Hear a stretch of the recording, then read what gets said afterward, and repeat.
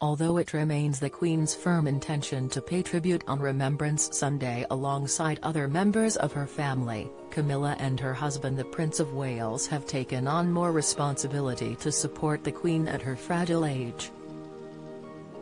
According to Palace aides, plans which would allow Camilla to take on a bigger role in the firm are in the pipeline. This is even more important as both Prince Andrew and Prince Harry are no longer able to perform such royal duties. But with a history of sinusitis, and herself the age of 74, how will the Duchess cope with increasing pressure? The Duchess has previously had to cancel a number of engagements after developing a severe ear infection and sinusitis. In 2012, the Duchess was due to attend the Classical Brit Awards at the Royal Albert Hall but had to cancel due to illness. At the time, a spokeswoman at Clarence House said, "The Duchess of Cornwall has developed sinusitis and a severe middle ear infection over the last few days, which means she will not be able to carry out her engagements in London this evening and tomorrow." According to Vanity Fair, the last time the Duchess came down with this sinus infection was on her wedding day. Diabetes, the 21p spice that drive blood sugar levels down by 30% back in 2005, all was set to celebrate the marriage of Prince Charles and Camilla, but the day nearly didn't happen at all after Camilla fell really ill.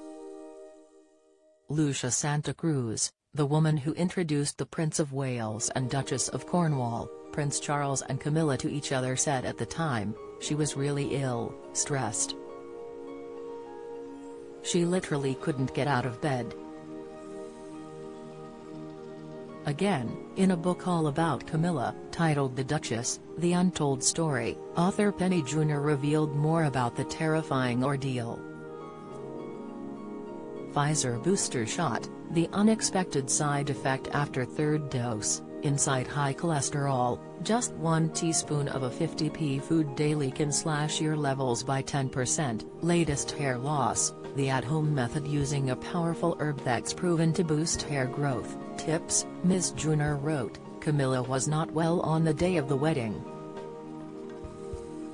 All that week she had been at Tray Mill House suffering from sinusitis.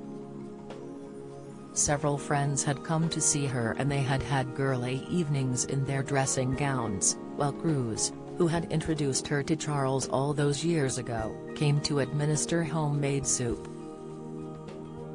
"In Chile, everything is cured by chicken soup," she'd told her friend, and had made her eat it. On the day itself it took 4 people to coax Camilla out of bed. She'd spent Friday night at Clarence House with Annabelle and Laura. She still wasn't feeling well, but now it was more nerves than sinusitis that kept her under the duvet. She was terrified. According to the NHS, sinusitis is swelling of the sinuses, usually caused by an infection like a cold or flu. Although common, it usually takes 2 to 3 weeks to clear up properly on its own. Common symptoms of sinusitis include the following: pain, swelling and tenderness around your cheeks, eyes or forehead, a blocked nose, reduced sense of smell, green or yellow mucus from your nose, sinus headache, a high temperature, toothache, bad breath. Coupled with this, Camilla also suffered from a severe ear infection, which is normally identifiable through pain in the ear, a high temperature and a feeling of pressure inside of the ear. For some individuals, particularly those who have allergies, asthma or a respiratory infection, sinusitis can become a chronic condition, meaning they get sinus infections regularly.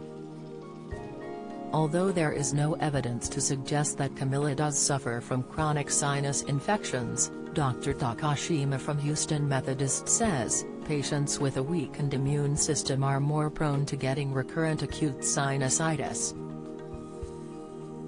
Sometimes, however, the issue may be anatomy. such as a deviated septum, the wall between the nostrils, scarring from previous sinus surgery, or nasal polyps, which result from chronic inflammation in the nose. Once the polyps get to a certain size, they rarely regress on their own and they narrow the sinus drainage pathways. The NHS recommends the best way to treat sinusitis is to get plenty of rest and drink plenty of fluids. Painkillers as well as decongestant nasal sprays always work to unblock your nose.